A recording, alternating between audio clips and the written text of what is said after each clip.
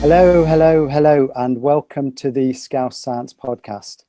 My name is Tom Solomon. I'm here at the University of Liverpool, where I'm Professor of Neurology and Director of the UK's Emerging Infections Research Unit. My guests today are Jan Ravens, the comedian, actor and impressionist, and my friend and colleague from the Royal Liverpool University Hospital, Mike Beadsworth. Say hello, guys. Hi. I've also got, there we are, I haven't turned my video on. Was nobody going to tell me? We were quite happy. Okay. I've also got Holly Ellis, my Scouse Scientist friend. Hi, Holly. Hi. So Holly's going to be joining us a little bit later, feeding in your feedback.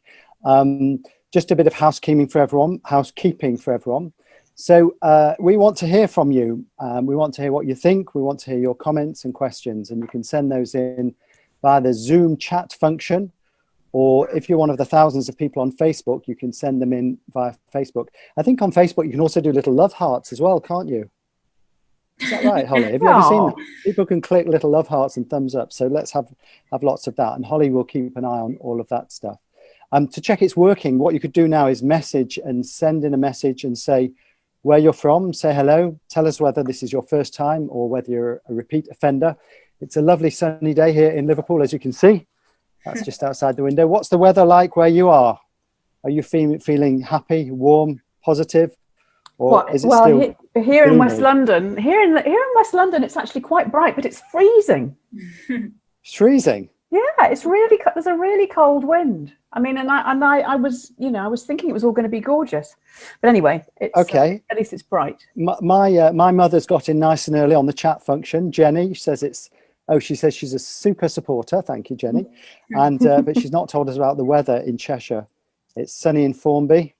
We really like to hear. We get lots of overseas listeners as well. They're mostly on the Facebook, so Holly can have a look at those and feed in where we're getting views from. Anyway, have I done all the housekeeping? I think I have. This is our 9th Scouse Science podcast. If you want to catch up on some of the earlier ones, then search on your podcast provider for Scouse Science Podcast. And whilst you're there, rate, review, subscribe, and tell a friend. And I think we'll be posting in the chat function links to some of the previous ones for those who aren't very good at all that technical kind of stuff.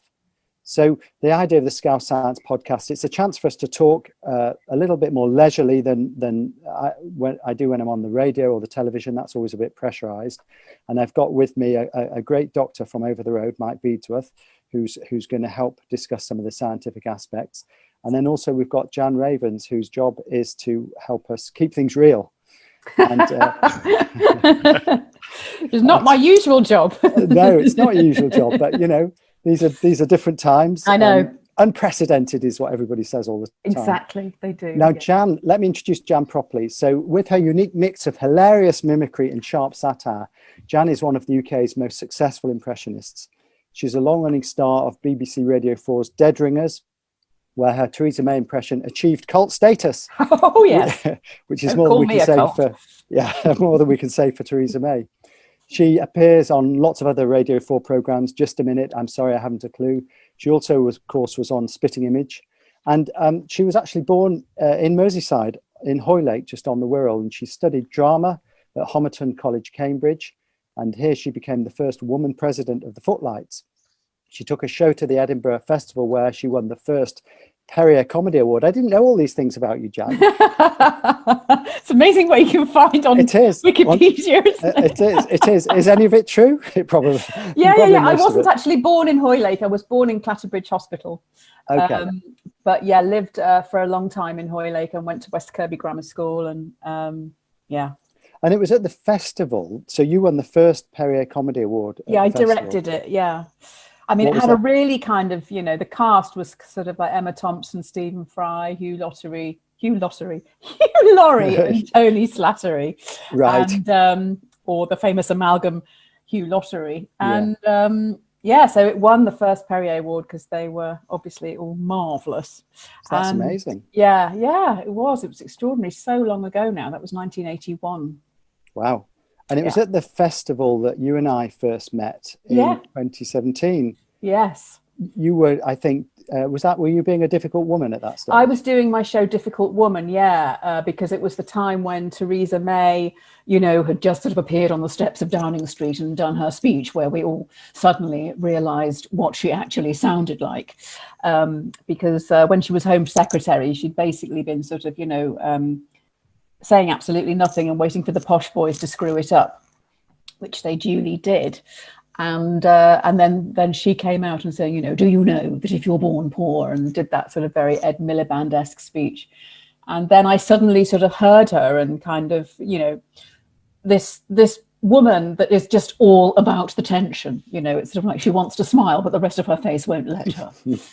And so that was that. And Difficult Woman was also kind of like it was impressions, but it was also about me, because it was sort of like about being a woman at that age where you're sort of still looking after your kids, but you're still looking after your mother, with dementia, and you're still you're sort of in a sandwich really of care.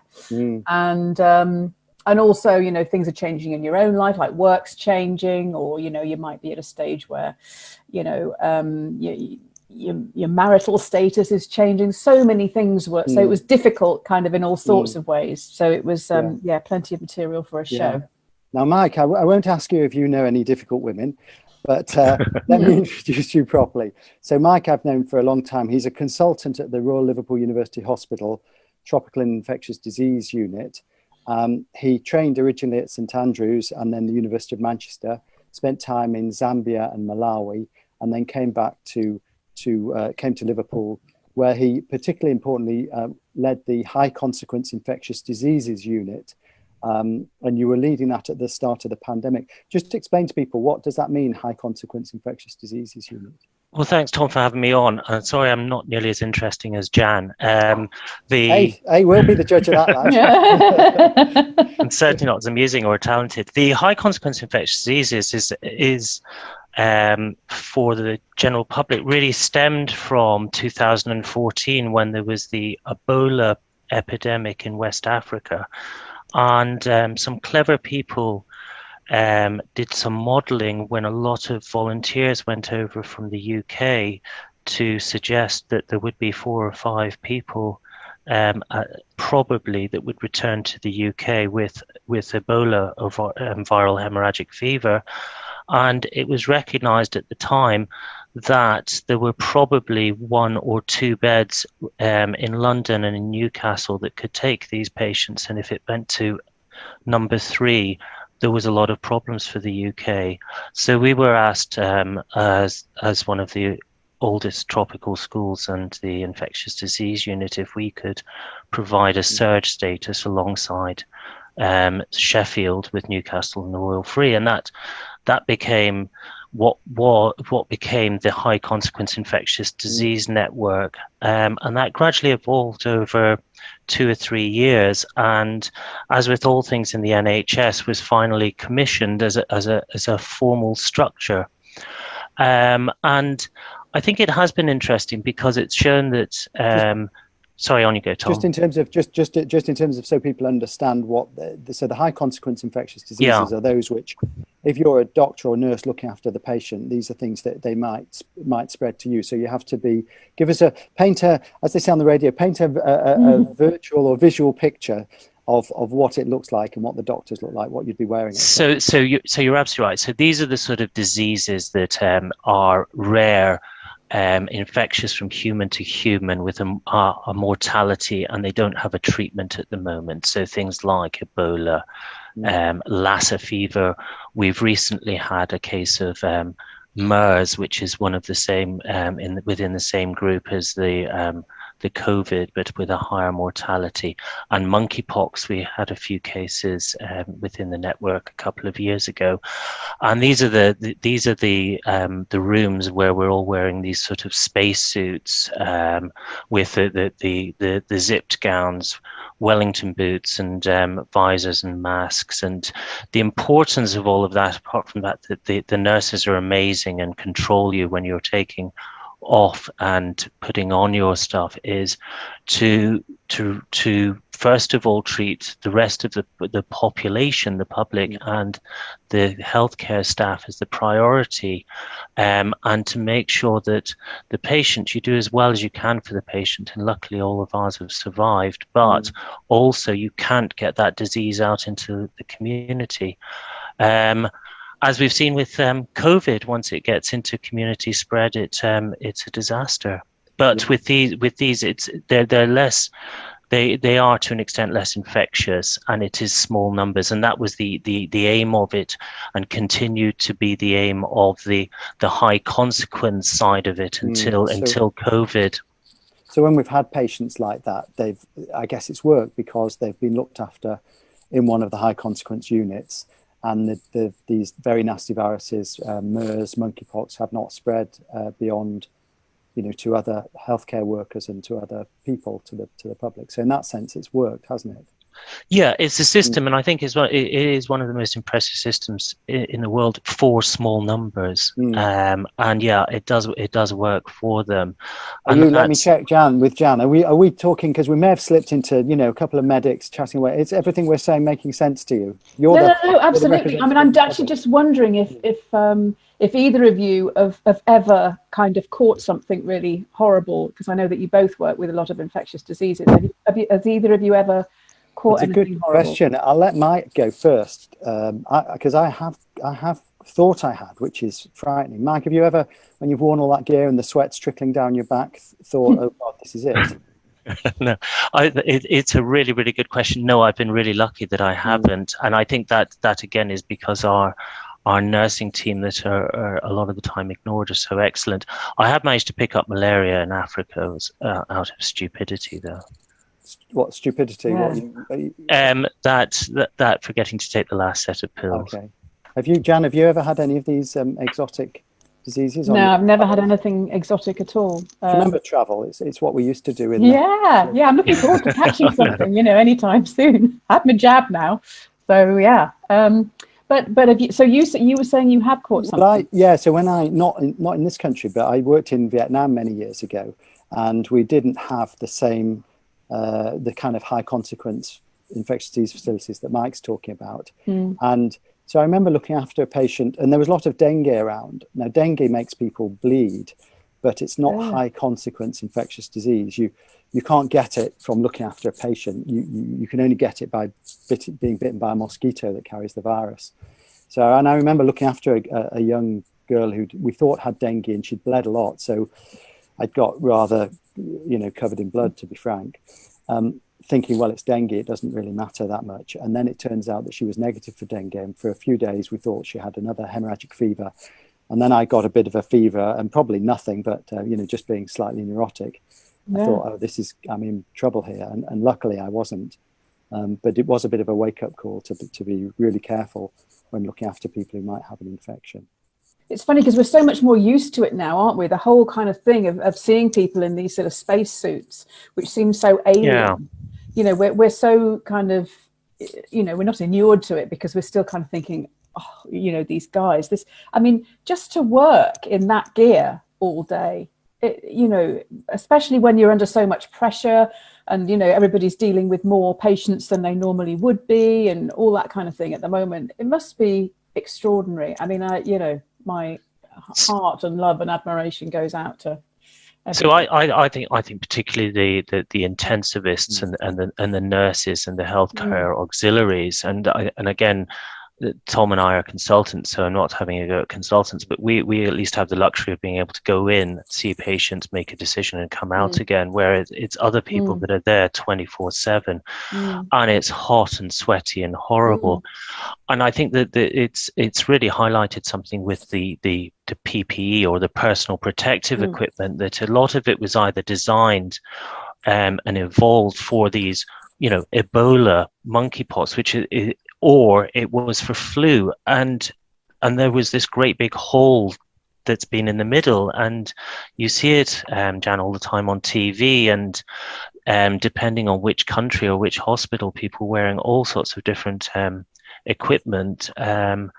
of different levels of appropriateness. But you're right, the bottom line is it's really hot, sweaty and uncomfortable. Do you think that's because people have they've sort of been designed for kind of short-term use? Like the actual idea of people being in that gear, like for a whole, 8-hour shift or whatever it is, or even longer maybe. People sort of weren't expecting that. People were expecting it to be more sort of in and out, whereas it's relentless, isn't it? Yeah, I think, and it'd be really interesting to hear Tom's thoughts. But when we and when I'm talking about we, I'm not talking about Liverpool. I'm talking about the HCID network, so Guy's and St Thomas's, Royal Free, Sheffield, Newcastle, and ourselves. When we evolved these PPE, we were sitting our lovely matrons in rooms for 1 hour, 2 hour, 3 hour, 4 hour to see what worked and how much they glowed, which was quite a lot at points. But that, you're right, that was changing shifts every 2 hours of a full team because you had one patient. When you've got 23 patients on a ward, that's just not possible, obviously. But also the PPE is not fit for that purpose. And it's multifactorial. I don't know what you think, Tom. Yeah, no, I think you're right. One of the things we've learned during this pandemic is that our expectations of what healthcare might look like in this kind of situation has changed as we've evolved. Of course, PPE is one of the things where we probably didn't do so well as a country, haven't done so well. Some things we've done very well. I think the vaccines bit has worked well. PPE, I think, hasn't gone so well, didn't, especially early on. We had, I was actually on Question Time with Matt Hancock right at the start of it. And PPE was one that was being discussed then. Lots of issues being discussed. I mean, you have to. He said, "It's all fine. My mate at the pub has got it all sorted. None of you need to worry. Jim down the pub, he's all over it." And it does make you wonder, because Jan, you've kept a special interest in all the politicians, I guess, especially the females. Do you think if Theresa May had still been in charge, things would have been different? Would it have,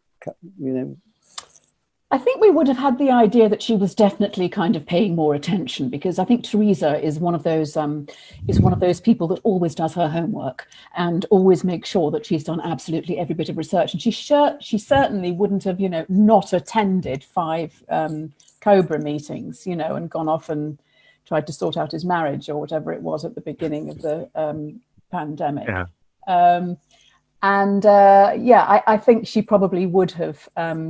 What about some of the other? So Priti Patel is, Priti Patel, I think, would say, look, we know. I think Priti Patel is like, she's like, well, I have now closed all the borders, and I hope everyone has realised that I have now locked the stable door about 6 months after the horses bolted. But she's a piece of work, isn't she, Priti Patel? Oh, piece of work. Dear. So Jan was doing her, for people who've just joined us, which is a lot of people, Jan was doing her various Merseyside accents, just as we were chatting beforehand, which are many and varied. Yeah. And you go on. What? Yeah, well, I mean, because I'm from, I was brought up on the Wirral, so you get that very the posh Scouse accent, which is where sometimes, people say cushion. It's like my nan used to say things like, now, Janet, come and have a look at the table. I've got these nice tablecloths in this drawer, not to use, but just to look at.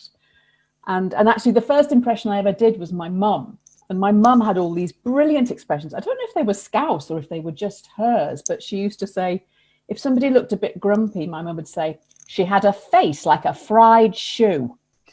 Or if somebody was a bit sort of over-enthusiastic in the bed department, she'd say, I bet she's a bundle of joy in a bunk.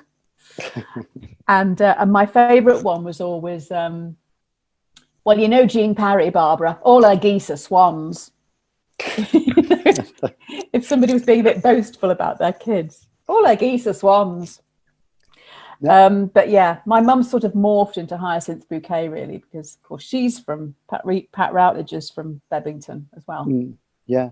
Now I've seen we've got some questions and comments coming in online. So maybe if Holly would like to join us and just feed in what's been happening now. I've seen in terms of people overseas, comments from Russia and from New York. But Holly, wow. Any questions or? Yeah, there's I was engrossed in the impressions there. I wasn't paying attention. Then you said Holly, so I was quickly switched on. But no, there's people watching from all over the place. We've got Alexei from Russia, Lukman from Saudi Arabia, Ragda from Egypt, and Kingsley from New York. So we've definitely gone global. Wow. Oh, all these places that we're longing to visit. We're going to come and see you soon. So yeah, everyone's loving the impressions anyway, Jan, and saying thanks for making them laugh out loud. Oh, good. Some people are commenting on the vaccine, saying that Richard Morris from Zoom is saying that he had his vaccine in Chester Racecourse, and other people are commenting saying that they're just waiting for their vaccine at the minute.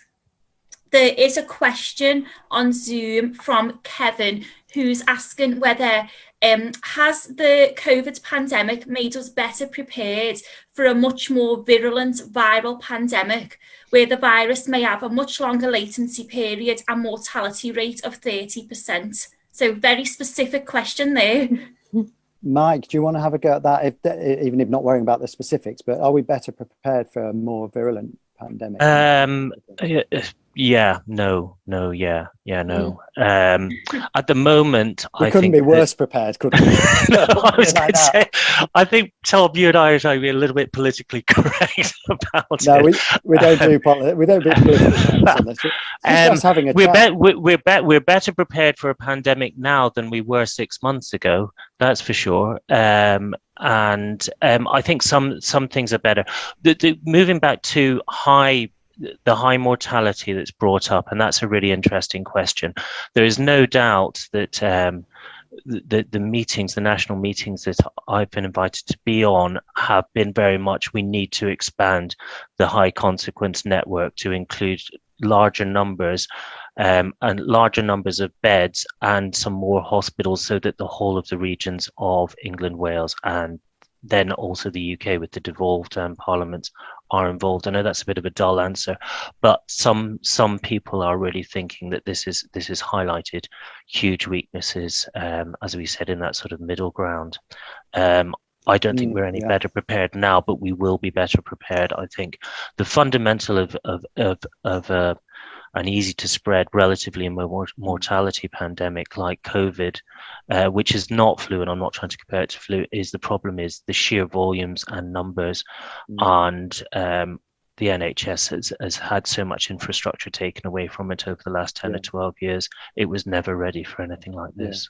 I know, I think it's quite rich of Jeremy Hunt to kind of come in and go, oh, they're doing all this wrong and they're doing all that wrong. And he's the one that kind of got rid of, so many nurses and whatnot. And Brexit, of course, means that so many of the European nationals have gone home. And so, I mean, there must have been huge staff shortages, and there will be going forward. I think you're right in terms of, the resilience and capacity within the NHS and Public Health England have been worn down over the years. And so you can run everything, at 100% efficiency, but then it means if there's any extra stresses or strains or threats, you don't really have, or you struggle to deal with it. And I think that's what we've seen here. But I think this virus is one which spreads easily, and in terms of the mortality, the percentage of people it kills, it's small, whereas the things that Mike was talking about earlier, the very nasty ones, don't spread so easily but do kill high numbers in terms of percentages. And I mean, I guess one thing is that having had this pandemic and coming out the other side of it, I would hope people would be readier to act quicker and respond quicker and accept things like borders closing, lockdowns, etc., etc. It feels a little bit like everything we've done, certainly at the start, was very reluctant, and we were slow to bring these things in. I think people are happy to do that, but I think if people aren't told, if Boris Johnson is trying to sort of keep everything liberal and keep being everybody's chummy friend, and say, oh, don't worry, we don't need to lock down, and I'm going to keep shaking hands, and I mean, I think, you know, if the messaging had been out there from the beginning about how dangerous this was and how we could, you know, if we'd done a Jacinda Ardern early on. So Jan, sorry to cut across you. I think you're absolutely right there, and I think your comments about infrastructure, and if you wind everything down, you don't have the resources there. Yeah. And at the start of it, it's interesting because the initial part of it, I think, was actually done pretty well about containment, and we looked after, and Tom well knows, the quarantine facilities over at Arrow Park, which the first people to come back. Horror Park. They used to call that, which is close to your part of the world when you were born, and the team of primary care and the team over there and all of it was really hard, but it worked well. And then, you know, apart from discovering on Sky that patients were being sent there by the politicians, it worked well. And then it's almost sometimes, because it seems to work well, what have they brought back? Quarantine hotels 10 months later. Yeah. Holly, I can see there are more questions. Let's feed a couple more in. Quick question, quick answer. Okay, so quick comments from Facebook, just quickly. When I was saying people are going global, we've got people from Nigeria, Malaysia, Spain, Tenerife and Brazil now also watching. Just a quick question from Malcolm on Zoom is saying, once lockdown is relaxed, do you think the public will be willing to go to theatres, football stadium or cricket grounds, or do you think they'll still think it's too risky? Jan, what do you think? I mean, this is your I think, really. Speaking personally and from people I've spoken to, I think people are longing to get out and, to go to the footy or, to go to a comedy club. Certain places are more difficult than others, like comedy clubs, for example, are of their nature generally quite small. They're kind of low ceilings. There's not much ventilation. Whereas with a theatre, you can space people out, or a big sort of, the Philharmonic or something, somewhere like that. You can make the, but still those, theatres and concert halls operate at, if they're operating at a profit where they need, 60-80% capacity, well, you're not going to be able to get that with social distancing. But hopefully, once we've all had vaccines, and I think, I think people, the whole sort of vaccine mutation. I mean, if I'm right, my heroine professor, Sarah Gilbert at Oxford, who I think when it all kind of came about, I think she sort of had a bit of a flu vaccine in her back pocket kind of thing, which she had a MERS one. It was a MERS one. That's right. And so it was like she'd sort of done so much work sort of in the past that prepared, so that she just sort of had to fiddle about with. I mean, I'm not a scientist, obviously. She fiddled about with that, and it was perfectly fine. And came up with this brilliant AstraZeneca vaccine. Do you do it, Jan? Jan, I know. Oh, yesterday! Congratulations! Well, brilliant. Well done. Yeah. Do you? I know you're a big fan of Sarah Gilbert. Do you do? Can you do an impression of her? I imagine she'd be very tough because she's very low key. Steady. She's very low key. I mean, I haven't really studied her in that respect, because who'd want to take the piss out of her? I mean, I just want to, worship at her feet, really. I'm sure some of her colleagues are very happy to take the piss out of her. Yeah, I bet they are. But, she does seem like a very honest, and I love the whole business that from the very beginning, it was, she made the point that, this vaccine has got to be for everybody, otherwise it doesn't work. Yeah. And the whole business of getting it out to, lower countries with lower incomes. Yeah.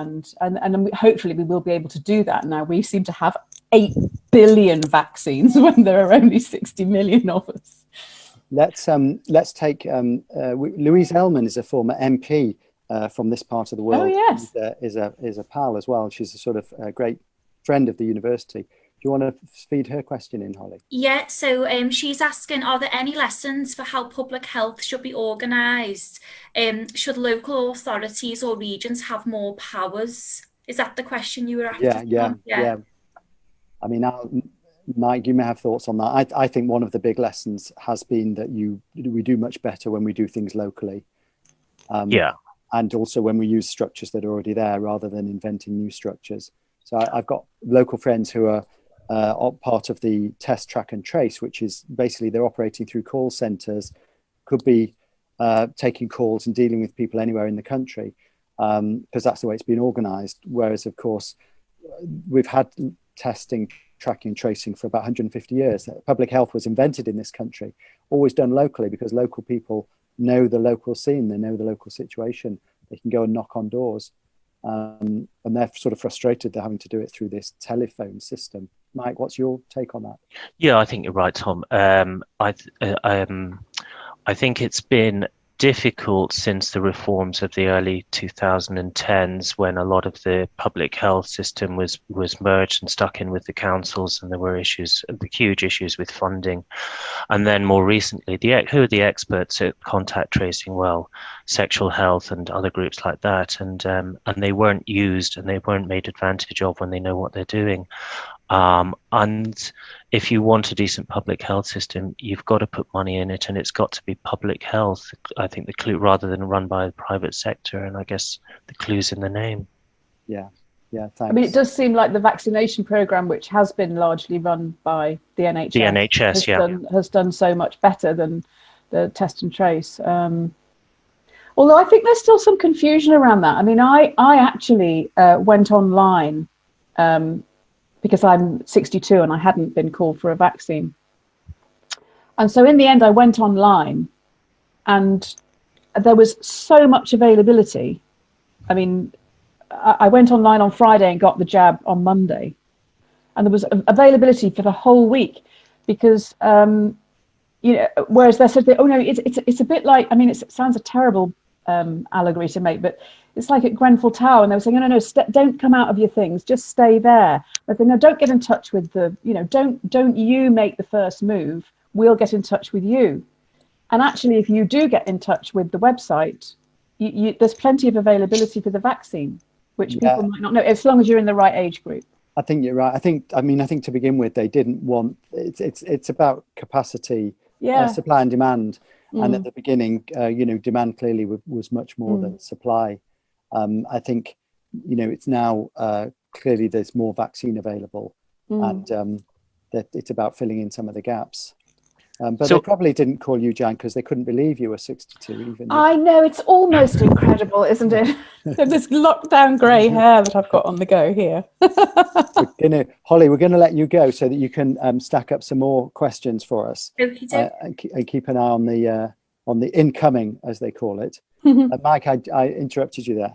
Yeah, no, I was just going to ask Jan, make one comment. I think she's absolutely right about the fact, and I saw it at the start when we were sort of involved in setting up the vaccination program, and it was NHS, public health, and local CCGs. They're the funding bodies for the local NHS, and it was really well thought through. And I think that has worked. And I think there was a fear, as Tom was alluding to, that you couldn't get into the nursing homes and the over 80s if you used up the vaccine. But what I really wanted to ask Jan was, were you worried or nervous about having the vaccine? Not at all. Good. Not at all. Because I think we've had vaccines for years. I don't know why people are going to go, well, you might, you might have a sore arm, or you might have a temperature for a day or whatever. But I just can't understand it. It seems absolutely mad to me. I found it terribly moving, actually. I mean, I couldn't understand why in the beginning, when these older people were going for their vaccines, and and they were all going, well, we've just got to get on with it and get it done, and I was sort of looking, but this is so moving. I was sort of in bits. And I think it is, there's something terribly moving about it. When I was at the community centre in Ealing yesterday, there's all these volunteers, and it all works really well. And even when somebody comes to the front of you, go, well, it's not quite right that I'm, and the guy at the front sort of saying, yes, well, I'm sorry, but that's just the way it works. And well, I was supposed to be and so they're having to deal with all that sort of face-to-face stuff, but they're dealing with it really beautifully. And I just think it's, it's like the best of us, Mike, have you had your jab yet?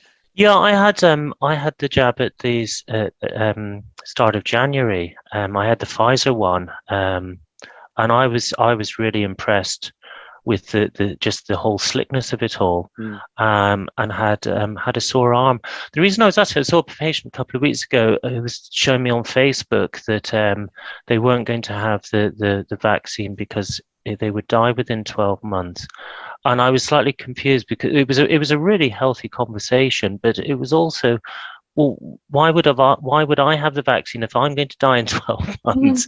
And it's just this complete counterintuitive anti-vaxxer stuff that's out there. I'm not on Facebook, but a friend of mine is, and she was saying there is, as you say, a lot of stuff on Facebook saying, I don't know if it's because there's a lot of sort of middle-aged mouthy people or whatever, I don't know, but apparently there is a lot of anti-vax stuff on Facebook, and I think, my God, let's nip that in the bud. Luckily, it's certainly not impacting on the older and the vulnerable. No. What about, Jan, you've got, I think, 3 sons, isn't it? Would you will they get vaccinated when they can, or do you think? Because the data suggests that it's younger people who are giving it a bit more thought. Yeah, well, I've got 3 sons, and one of them is sort of naturally suspicious. He's vegan. He's very passionately vegan and very into health and all that. And he, oddly enough, is a bit more kind of circumspect about it. But I think he's probably a bit a bit swung by a lot of that kind of online skepticism. And do you know anyone that's had COVID, Jan? Well, yes, my oldest son and all his family had it, and actually their baby, who was only like 10 weeks at the time, had it, and they couldn't get his temperature down.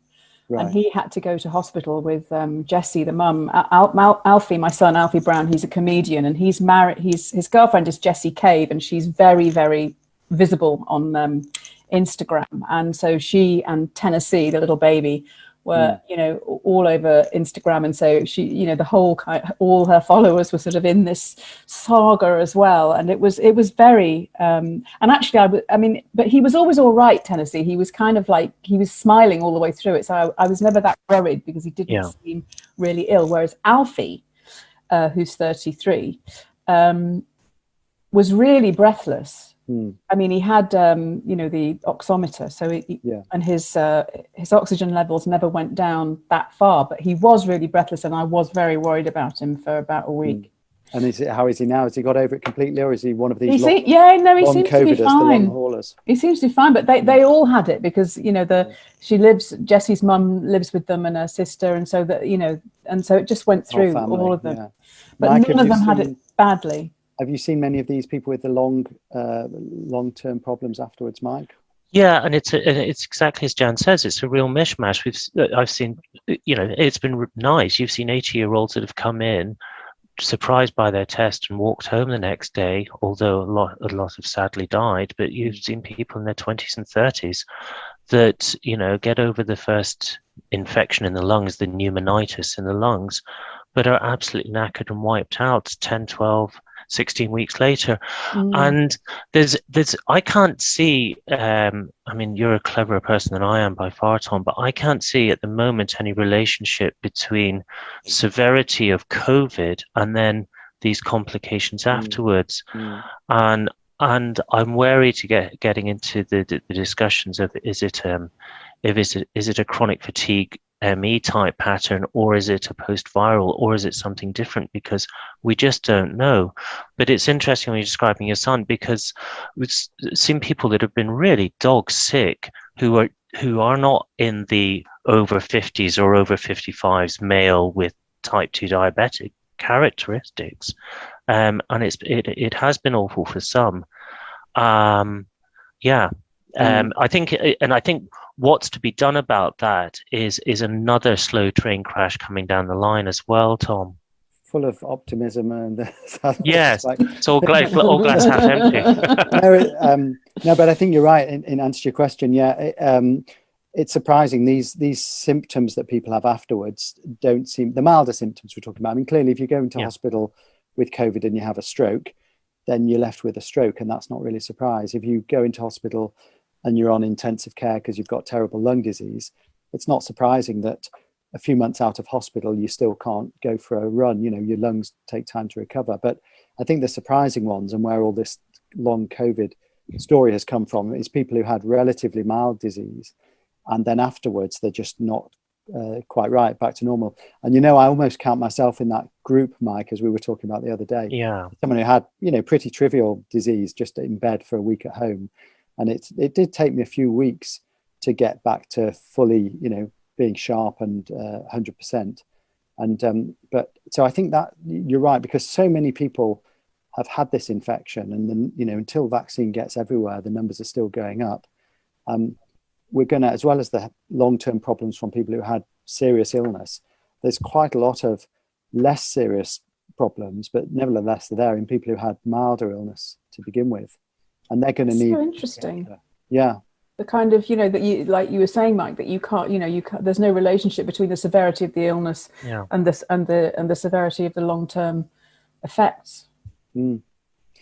I think. Sorry, Tom. No, go on, Mike. I'll let you speak quickly, and then I'm going to move us on to something completely different. No. I was just going to say that one of the things that I found very interesting is this description of if you like, of being brain fogged, and which again you see very often with other chronic fatigue syndrome or post-viral syndrome type things, but a lot of patients describe it, and you're also right, Tom, just to say that those that have got significant lung damage or god-awful neurological complications at the start, that's a different thing. That's related to those illnesses. Sorry. Yeah.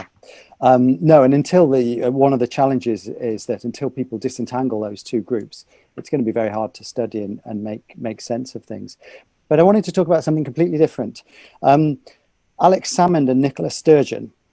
Now, Jan, Nicola Sturgeon. Oh, I love Nicola Sturgeon. Are they doing this just to provide us some distraction? Is it a very kind move to give us something else to think and talk about, Jan? I don't know. I mean, Nicola Sturgeon, she's like a wee bundle of repressed energy, isn't she? She's like, hold me back before I lamp somebody. I don't know if you've noticed it, Nicola Sturgeon does this thing of, like, she sort of accentuates every other syllable with a nod of her head. It's like she's going to nut somebody, Give them a Kirby kiss. But yeah, I mean, that story has been brewing for so long. I can remember talking to somebody in Edinburgh years ago, this guy who's very much in the sort of background of Scots politics, and him sort of saying, well, there's all these accusations against Alex Salmond, but he's not going to go, if he goes down, he's going to take her with him. And lo and behold, like here he is doing it. I can't believe that he got off. Well, presumably, due process and the law. Well, exactly, due process. But I mean, there was a bundle. I mean, yeah, they must have obviously found that, due process. But there Holly, you better join us before we get libelous. Yes, there's some interesting questions. There's a good one from Jyoti on Zoom. Sorry if that's not how you pronounce your name.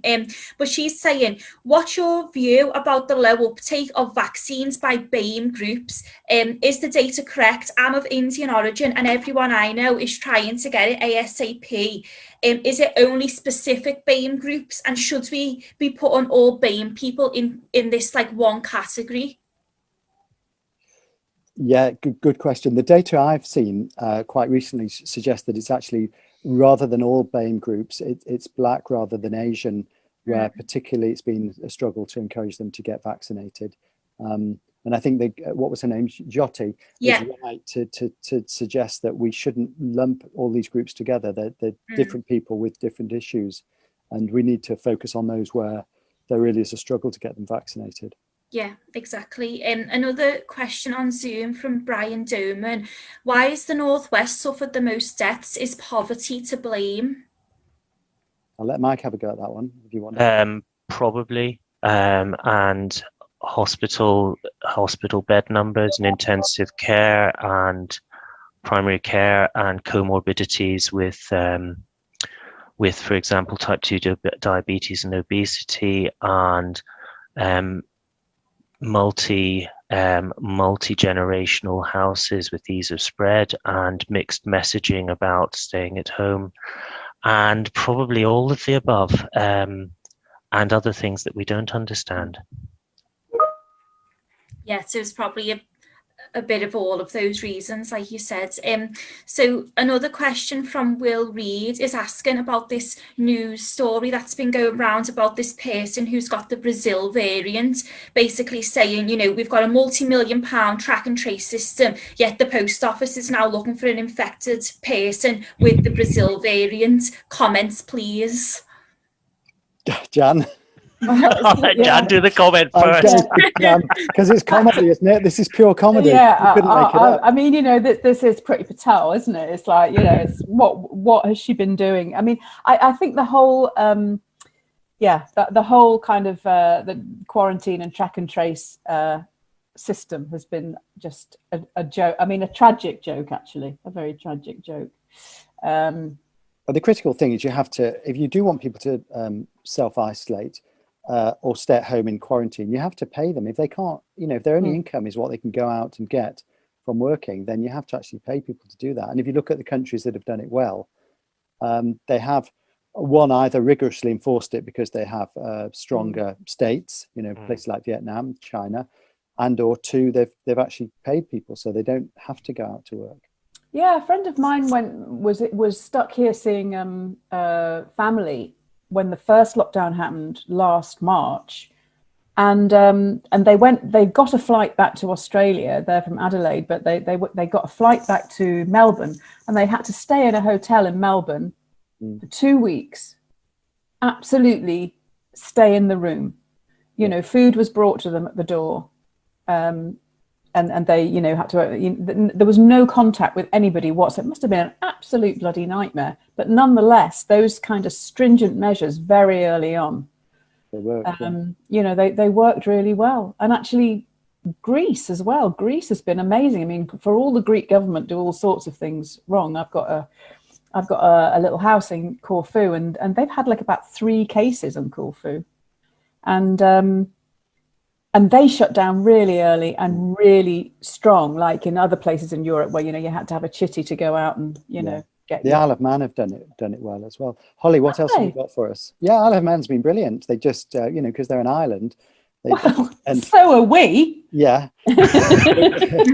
With less connections. But I mean, when they had over Christmas, they had a bump in cases because of people coming home for the holidays. Yeah. They just closed everything down, complete lockdown for 2 or 3 weeks, and it went away. Anyway, Holly, we're getting tight on time. In fact, we've gone over time, but we'll keep going a little bit because we're having fun. Okay, so there's lots of comments about people getting the vaccine, and most people who are listening in you know, have had good experiences with the vaccine. Someone is asking, Philip Barton is saying, maybe people with CFS or ME will now be treated with more respect as a result of the acceptance of long COVID. So I guess that's a question for Mike, really. Or a comment, really. Yeah, I think I'd rather comment at the moment about that. I think that all patients with CFS-ME should be treated with respect in any case, and I like to think we do that. What I would add is that I think this may be a great opportunity to understand chronic fatigue and ME better, because normally you don't quite know what somebody was infected with when. It's all poorly documented. Here, you know, it's a real opportunity to understand what happens to people after they've had a relatively mild viral infection. Why is it that some get over it quickly and some are left with long-term problems? And it's a real opportunity to look at that. Totally agree, Tom. Totally agree. Holly? So Jane Back saying, is population density a factor in the Northwest? So I think this is going back to the previous question for you, Mike, about, you know, the Northwest being sort of affected more so than anywhere else. So it sort of has and sort of hasn't been, depending on whether you're looking at numbers per 100,000. Sorry, that's the dull epidemiology or side of it. The numbers of deaths have been appalling, but the numbers of deaths, and I want to make clear when I said, you know, it's not got the same mortalities as things like Ebola. The numbers of deaths in the UK have been absolutely awful and unforgivable. And I think that a lot of the inner city poverty, poor messaging has not helped, but it's multifactorial. I've just posted, because we're going to have to wrap up, I've posted in the chat the links for catching up with previous Scouse Science podcasts on Apple or Google or other places, and the Facebook page, I have to remember to thank people, including the IT team, who, as always, do a brilliant job in the background. You all can see our four faces. There's about a team of hundreds of people in the background sorting out all the technical stuff and making it work so smoothly. Hundreds, if not thousands. We're just about to wrap up. Let me give you the date for the next one. It will be the 12th or the 13th of March, 2021. We're going to have with us Graham Medley, who is one of the most outspoken scientists on SAGE, which is the Government Advisory Committee. Many of them sit there and just do their job quietly. He sits there, does his job quietly, and then also is happy to talk about what's really happening. So he's going to come on and talk to us, which will be fantastic. So please do let your friends know about that. Let your friends know about the podcast. Encourage them to join us.